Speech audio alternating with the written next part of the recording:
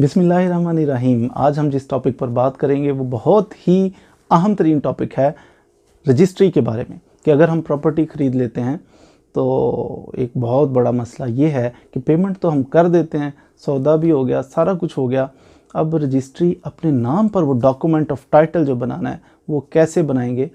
आम तौर पे देखा ये गया है कि वकला के पास जाते हैं या फिर पहुंचते हैं कहीं कचहरी में तो कहते हैं जनाब फ़लाँ प्लाट मैंने फ़लाँ सोसाइटी के अंदर फ़लाँ जगह पे ख़रीद लिया, प्लाट, मकान, दुकान, तो जनाब कितनी ख़र्चा आ जाएगा रजिस्ट्री पे।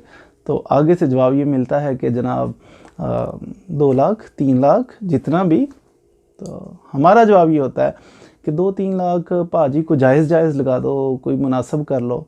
ये बात जब हम करते हैं ना, जायज़ कर लो, मुनासब कर लो, इसका मतलब है कि हमें कुछ भी मालूमात रजिस्ट्री के बारे में नहीं।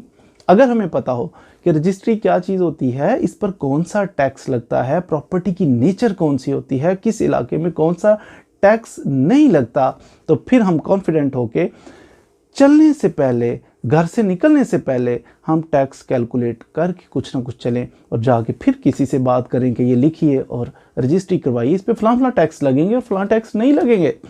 अगर आपने ये हमारा ये वाला लेक्चर पूरा सुन लिया तो इंशाअल्लाह अल्लाह की रहमत से उम्मीद है कि आप इस काबिल होंगे कि रजिस्ट्री के बारे में आपको फुल कमांड होगी इंशाअल्लाह। तो हमारे साथ रहिए, देखिए इस वीडियो को जिसमें हम एक्सप्लेन करेंगे रजिस्ट्री के बारे में।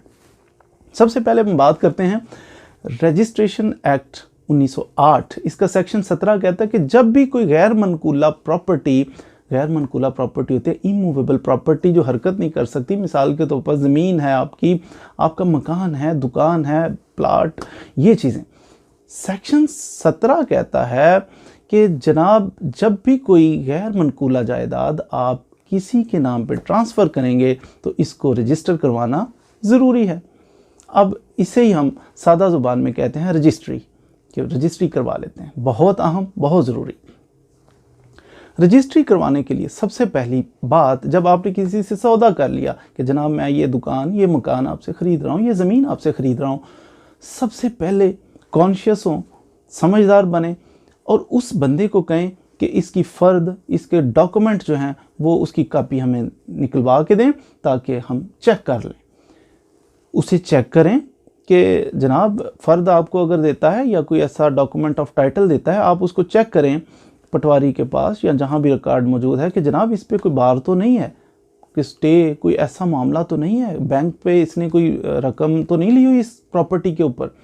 जब आपकी तसल्ली हो जाए कि नहीं जी साफ़ सुथरी है ये प्रॉपर्टी, उसके बाद आपने रजिस्ट्री के लिए थोड़ी सी मूवमेंट करनी है। और वो उसका आगाज़ करने से पहले आपके पास क्या चीज़ें होनी चाहिए, गवाहान होने चाहिए, बड़े रिलायबल किस्म के अच्छे से गवाहान होने चाहिए। और दूसरा फड़ा तरीके नहीं कि इधर से पकड़ लिया उधर से पकड़ लिया, ऐसा नहीं, गवाहान पक्के होने चाहिए जो कल को ज़रूरत पड़े तो अदालत में पेश हो सके। गवाहान, उनकी आईडी कार्ड्स की कापी, बेचने वाला, ख़रीदने वाला, उनके आईडी कार्ड्स की कापी, जो डॉक्यूमेंट ऑफ टाइटल है, कोई फ़र्द बै वो जारी करवाएं, वो आपके पास होनी चाहिए। साहबका कोई रजिस्ट्री अगर आपकी इसी प्रॉपर्टी की बाबत है, वो साहबका रजिस्ट्री, इस किस्म के डॉक्यूमेंट आप सारे जमा करें। और सबसे पहले आपने काम ये करना है, ये सारे डॉक्यूमेंट इंतहाई ज़रूरी हैं। असल जो चीज़ है ना इसमें जो परेशानी वाली और जिसको सीखना है आज हमने इंशाल्लाह, वो है कि टैक्सेस कितनी किस्म के लगेंगे और कौन कौन से लगेंगे।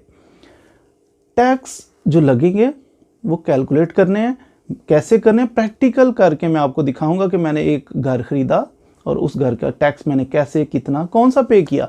आप उसको तवज्जो से अगर सुनेंगे, देखेंगे तो इंशाल्लाह आप इस काबिल होंगे कि आप भी कैलकुलेट कर सकें। टैक्स कैलकुलेट जो हमने किया उसको स्टाम्प पेपर कहाँ से लें, ई स्टैंपिंग। अगर गूगल पे आप जाएंगे ई स्टैंपिंग के वेबसाइट पे तो उधर आपको वो 32A का चलान मिल जाएगा, उसको फिल करें, डिस्क्रिप्शन वगैरह जो भी वो रिक्वायरमेंट है वो फिल करके तो वो चलान लें। उस चलान को जाके बैंक में तो जमा करवाएं पैसे और उनसे वो आप हासिल करें स्टाम्प पेपर। जितना टैक्स पे करना है उस स्टाम्प पेपर उतने का आपको मिल जाएगा।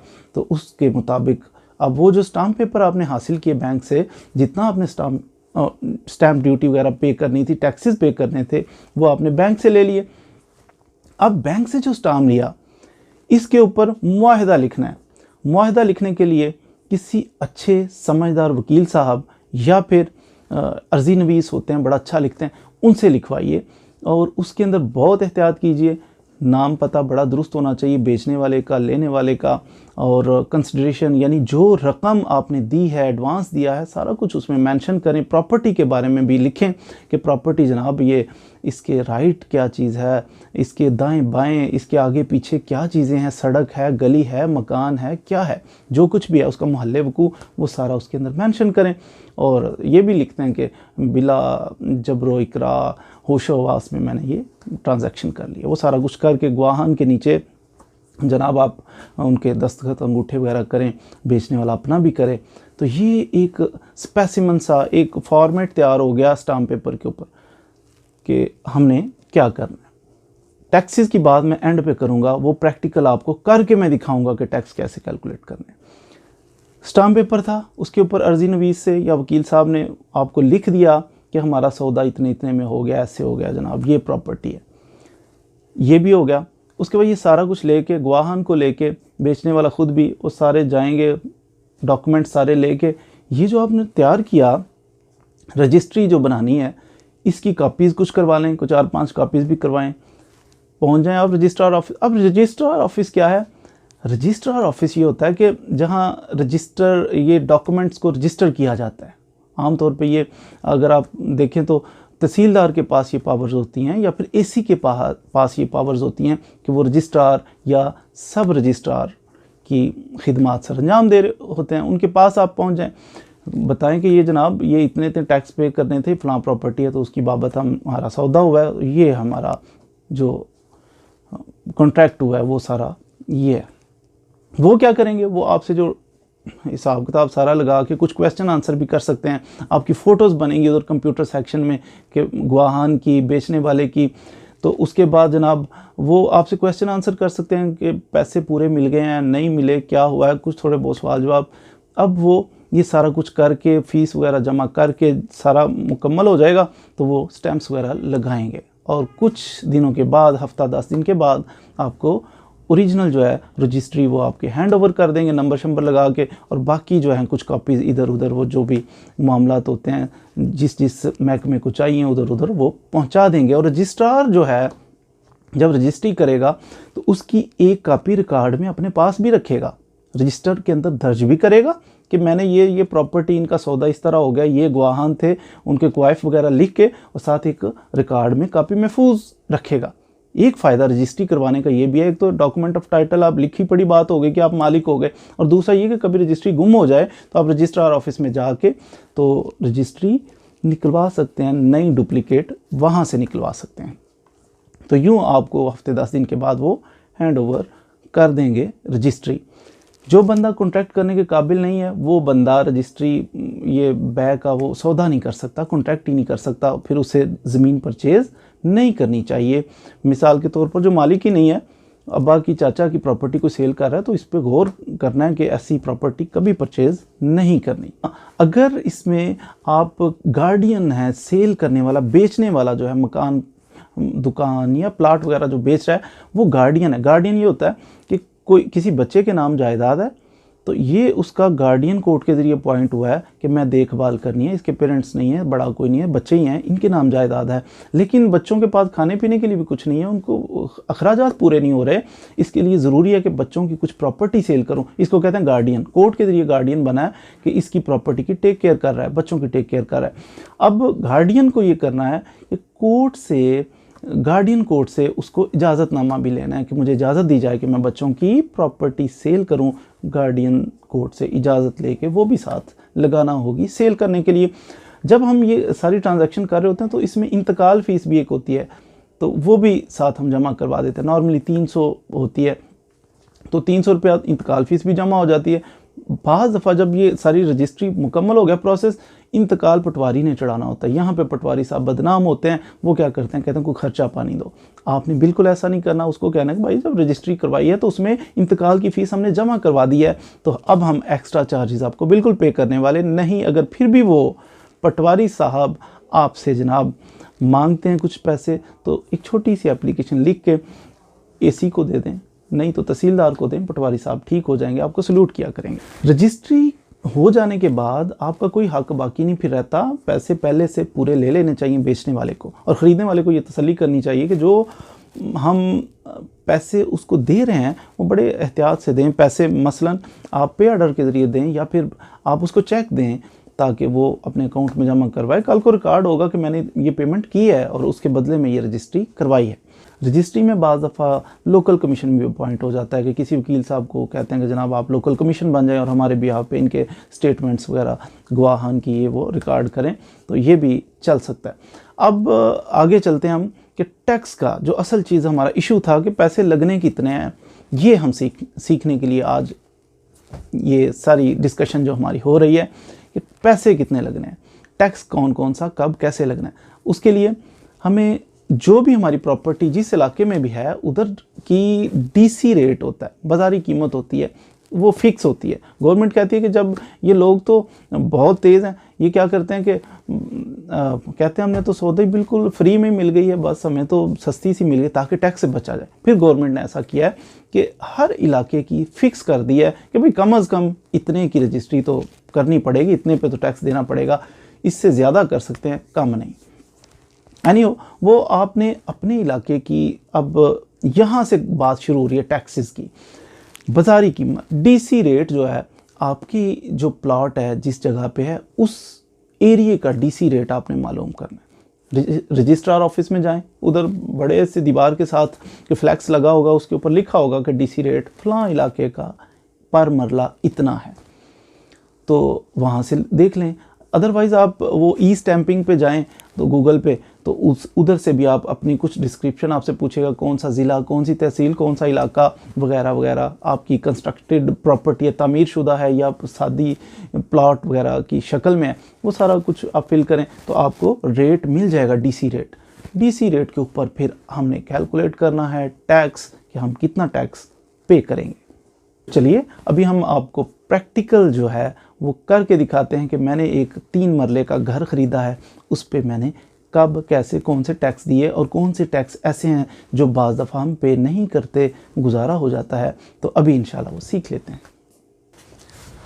जी, तो ये है 3 मरला का घर जो मैंने ख़रीदा है। इस पर मुझे कितने अखराजात है, बोर्ड ऑफ रेवेन्यू के टैक्स कुछ मैंने पे किए, FBR के टैक्स पे किए, कुछ CGT पे किया, रजिस्ट्रेशन पे कुछ ख़र्चा मेरा आया।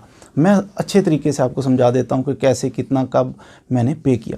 बोर्ड ऑफ रेवेन्यू के जो ख़र्चे मेरे आए ना, वो इस तरह के थे। वो आते हैं, स्टैंप ड्यूटी पे करनी होती है हमने 3%, CVT इसके capital value tax, capital value tax जो है 2% हमने पे करना होता है। कॉरपोरेशन फ़ीस 1% पे करनी, टोटल ये 6% होता है। बोर्ड ऑफ रेवेन्यू की जो फ़ीसें, जो टैक्स हम पे करते हैं 6% होता है। किस चीज़ का, किस रकम का 6% होता है? डीसी वैल्यू, बाज़ारी कीमत, किसी इलाके की जो गवर्नमेंट ने मुतय्यन की होती है कि कम अज़ कम इतना यहाँ का रेट हो, उस रेट पे आमतौर पे किया जाता है। वो जो रेट है वो मैंने पता किया, डीसी वैल्यू जिस इलाके में मेरा घर है 3 मरले का, वहाँ की डीसी वैल्यू क्या है पर मरला। उन्होंने कहा 1 मरले की डीसी वैल्यू उधर है, कम अज़ कम कीमत जो है सरकारी वो है 3,45,000 पर मरला। मेरे 3 मरले थे, 3 से ज़रब दे दें, 3,45,000 को 3 से ज़रब दी 10,35,000। 10,35,000 वहाँ अगर 3 मरले का प्लाट हो तो उसकी डीसी वैल्यू है, बाज़ारी कीमत। 10,35,000 के ऊपर मैंने अब 6% टैक्स कैलकुलेट करना है। तो 10,35,000 इसका 6% निकालना हो, 6% अमाउंट, तो वो कैसे निकलेगी? 10,35,000 ज़रब 6 तक़सीम 100, तो ये निकल आया 62,100 रुपया। ये फ़ीस हमने पे करनी थी बोर्ड ऑफ रेवेन्यू की। इसके अलावा रजिस्ट्रेशन वगैरह पे कुछ खर्चे आते हैं, ये रजिस्ट्रेशन, इंतकाल फ़ीस, ये वो डाल के 25,000 रुपया तकरीबन आ जाता है। तो 62,000 3 मरले के प्लाट की कीमत, जहाँ पे मैंने घर ख़रीदा है, प्लाट की कीमत कितनी थी उधर डीसी वैल्यू, जो अमाउंट हमने टैक्स पे करना है। अगर मैं प्लाट लेता 3 मरले का तो मुझे टैक्स पे करना पड़ता 62,100, रजिस्ट्रेशन वगैरह पे 2500 लग जाता। तो टोटल 3 मरला प्लाट पर मेरा ख़र्चा आ जाना था 64,600 रुपया। लेकिन मैंने उधर प्लाट नहीं ख़रीदा। प्लॉट जिस चीज़ की तामीर हो, तामीर शुदा का अलग से कैलकुलेट किया जाता है। अब डीसी वैल्यू हमने कैलकुलेट की, 6% निकाला, 62,100 निकल आया। अब तमीर शुदा का जो खर्चा है ना, वो भी पता करें कि इस इलाके में तमीर शुदा का क्या खर्चा है, वो भी फिक्स होता है। वो मैंने पता किया तो वो 600 रुपया था पर मुरब्बा फुट, 600 रुपया था। अब मैं मुरब्बा फुट कैलकुलेट जल्दी से कर लेता हूँ। 3 मरले के कितने मुरब्बा फुट बनते हैं? 3 मरले 272 का एक मरला, एक 272 स्क्वायर फीट का एक मरला होता है। मेरे 3 मरले हैं, 272 ज़रब दे देते हैं 3 से, तो 816 स्क्वायर फीट है मेरी जगह जो मैंने ये 3 मरले का घर ख़रीदा है। 816 स्क्वायर फीट जो है ये जनाब रकबा। तो टैक्स इन्होंने तमीर शुदा का ख़र्चा कितना रखा हुआ है? पक्का 600 रुपया, इस इलाके का 600 रुपया है। 816 ज़रब 600, ये बन गया 4,99,600 रुपया। ये है टोटल ख़र्चा मेरा 3 मरले का, यानी 816 स्क्वायर फीट का। तो टोटल वैल्यू कितनी है? 4,99,600 रुपया। अब इसका 6% हमने पे करना है। ये वैल्यू तो तमीर शुदा की निकल आई। इसका देना हमने टैक्स कितना देना था? बोर्ड ऑफ रेवेन्यू का 6%। 6% जो टैक्स हमने देना है वो निकाल लेते हैं 6%। इसका उसी तरीके से ज़रब 6 तकसीम 100, तो ये भी टैक्स 6%, 29,376 रुपये निकल आया। 2 किस्म के टैक्स निकल आए ना। एक सादा प्लाट का 6% हमने निकाला तो 62,100, तमीर शुदा का निकाला तो 29,376, 2 निकल आए जनाब। इन दोनों को जमा कर लेते हैं। इन दोनों को जमा किया 91,476 रुपये। ये 3 मरला घर का टोटल बोर्ड ऑफ रेवेन्यू का टैक्स निकल आया 91,476 रुपये। 91,476 रुपये जमा 2500 रुपया तकरीबन। ये छोटे मोटे खर्चे जो रजिस्ट्रेशन वगैरह के, ये मैंने लिखा हुआ है, रजिस्ट्रेशन होता है, ट्रांसफ़र फ़ीस, इंतकाल वगैरह की फ़ीस होती है, और छोटे मोटे और लिखने पढ़ने के खर्चे तकरीबन 2500 रुपया। तो मेरी बोर्ड ऑफ रेवेन्यू की जो खर्चा आया, सादा प्लाट का 6% मैंने निकाला था डीसी रेट पर, बाज़ारी कीमत पर, वो 62,100। तमीर का खर्चा जो तमीर शुदा का ऐड किया 29,376, और टोटल 2500 रुपया इसमें ऐड किया, 93,976 रुपये हमारा बोर्ड ऑफ रेवेन्यू की खर्चा निकला। आपके अगर 4 मरले हैं, 5 मरले हैं, 10 मरले हैं, 1 कनाल है, जितना भी है, उस हिसाब से ये प्रोसेस अडॉप्ट करके तो आप उसकी बोर्ड ऑफ रेवेन्यू की ये 6% निकाल सकते हैं। याद रखने की बात इसमें ये है, ये जो है ना CVT 2%, ये शहरी इलाकों में होती है, अर्बन एरियाज़ में होती है। रूरल एरियाज़ में, देहातों में ये वाली CVT जो है ये नहीं होती। शहर से अगर कुछ आप प्लाट वगैरह ख़रीदते हैं, मकान ख़रीदते हैं, CVT 2% लगेगा टैक्स, लेकिन आमतौर पे गांव में नहीं लगेगा, तो ये आपका बच जाएगा। ठीक है। दूसरा टैक्स जो हमने पे किया वो था FBR का टैक्स। FBR का जो फेडरल टैक्स था वो 2% होता है। वो कितने परसेंट है? 2%। फॉर नॉन फाइलर, जो बंदा इनकम टैक्स रिटर्न फाइल करता है, रेगुलर फाइलर है, गोशवारे जमा करवाता, उसके लिए 1%। नॉन फाइलर, जो बंदा टैक्स फाइलर नहीं है, इनकम टैक्स रिटर्न जमा नहीं करवाता, उसके लिए 2%, फाइलर के लिए 1%। इसको एडवांस टैक्स भी कहते हैं। FBR की लिस्ट अगर आप देखें तो उसकी वेबसाइट पर, तो वो उधर आपको बता देंगे कि 2% ये पर मरला की वैल्यू हमने क्या रखी हुई है किसी इलाके की, पर मरला रेट। अब मैंने FBR की लिस्ट जो वेबसाइट पे दी हुई है उस पर मरला रेट अपने मकान का जाके देखा कि मेरे इस इलाके में क्या है। उन्होंने बताया जनाब पर मरला रेट जो है इधर वो है 3,72,600 रुपया। 3,72,600 रुपया इस इलाके में जो FBR का रेट है वो चल रहा है। तो मेरे 3 मरले थे, एक मरले का 3,72,600, मेरे 3 मरले थे। 3 मरले का क्या बना? 3,72,600 ज़रब 3, तो ये बन गया था 11,17,800 रुपया। 11 लाख वैल्यू 3 मरले की क्या बनी? इस इलाके में FBR की जो टैक्स पे करना है, मिनिमम वैल्यू बाजारी कीमत क्या बनी FBR के टैक्स के हवाले से? 11,17,800 रुपया। इसका 2% निकालना है। बिल्कुल उसी तरीके से 11,17,800 ज़रब 2 तकसीम 100, तो ये निकल गया 22,356 रुपये। 22,356 जो निकला ये था प्लॉट का। 3 मरले का अगर प्लॉट होता तो उसकी FBR की जो टैक्स है 2% वो 22,356 बनता, लेकिन मेरा प्लॉट नहीं है, दोबारा मेरा घर है, तो इसलिए तामीर का खर्चा भी पड़ेगा। 3 मरला घर की तमीर की वैल्यू 5 साल के बाद फ़रोख्त हो तो 1,000 रुपया मुरब्बा फीट पर मुरब्बा फुट। अगर 5 साल के बाद, 5 साल पहले इसने ख़रीदा हुआ तो फिर ये बेच रहा है तो 1,000 रुपया पर मुरब्बा फुट पड़ेगा, अदरवाइज़ 1,500 रुपया पर मुरब्बा फुट पड़ेगा। अगर साल बाद, 2 साल बाद, 3 साल बाद, 4 साल बाद बेच रहा है तो फिर 1,500, अदरवाइज 1,000। 1 मुरब्बा फुट का कितना पड़ेगा? 1,000 तमीर का खर्चा। अच्छा, 3 मरला मेरे, क्योंकि 3 मरले हैं, 1,000 है ना, तो स्क्वायर फुट निकालने। अब इधर दोबारा 3 मरले हैं तो 816 हमने निकाला हुआ है। ये 3 मरले के कितने स्क्वायर फुट? 816 बनते हैं। तो 3 मरले के 816 स्क्वायर फीट बनते हैं। 816 स्क्वायर फीट है तो 1 स्क्वायर फुट का 1,000 है, तो ज़रब दे दें 1,000 से, तो ये टोटल निकल आया 81,000। ये कितना बन गया टोटल? ये बन गया 8,16,000। 8,16,000 बन गया तमीर का खर्चा। इसका 2% निकाला तो ये बन गया जनाब 16,320।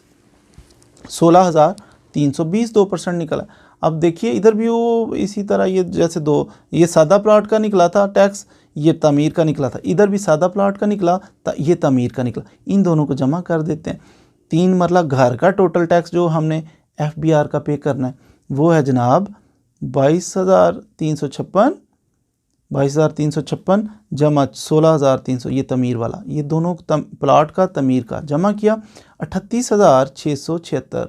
ये हमारा टैक्स निकल आया जनाब।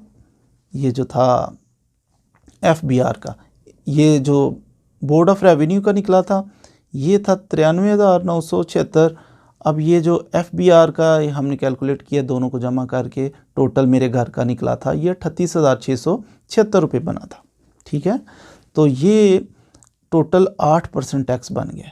अगर ये देहात में होता, ये प्रॉपर्टी शहर में थी 8% है, तो अगर ये होती किसी गांव में तो फिर ये 6% रह जाता। तो इसको जमा कर लेते हैं। ये जो पहला टैक्स मैंने निकाला था वो वाला, और ये दूसरा टैक्स जो निकाला है बोर्ड ऑफ रेवेन्यू का और FBR का, ये वाला और ये वाला, इनको जमा कर लिया हमने। टोटल 8% टैक्स दोनों को जमा किए, 1,32,000 रुपया मेरा टैक्स बना था, जो मैंने टोटल 8% पे कर दिया था इस 3 मरला मकान का। ये CGT क्या है? बाद अब हम CGT पे करते हैं 2%। CGT capital gain tax. Capital gain tax कब पे करते हैं? 2% पे करते हैं फॉर सेलर। ये बेचने वाला, ये बाकी टैक्स किसने पे? मैंने पे किए थे, जो मैंने ख़रीदा था, ख़रीदार पे करता है। CGT कैपिटल गेन टैक्स ये बेचने वाला पे करता है 2%।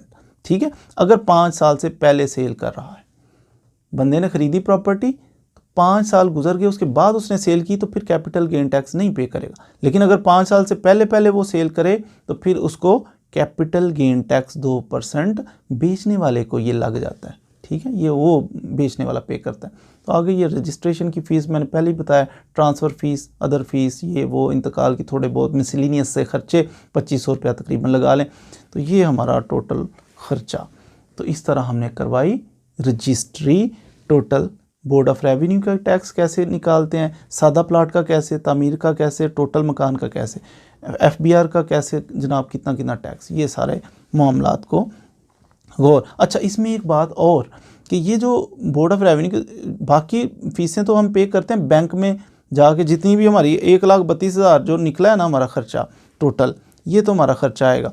तो इसमें ये जो कॉरपोरेशन फ़ीस है ना 1%, ये हमने बैंक में पे नहीं करनी, स्टाम्प पेपर के ज़रिए पे नहीं करनी, ये उधर ही लाइव जाके पे करनी है। कॉरपोरेशन वालों को 1% पे करके वो मोहरें वगैरह आपको लगा देंगे, स्टैंप लगा देंगे। तो बाकी जो फ़ीसें हैं जितनी भी वो जमा करके, तो उसका स्टाम्प पेपर ख़रीदना है, उसके ऊपर वो माहिदा आपने लिखना है, तहरीर लिखनी है, और उसको मोहरें लगा के साइन करवा के सारा कुछ, ये हो जाएगी रजिस्ट्री।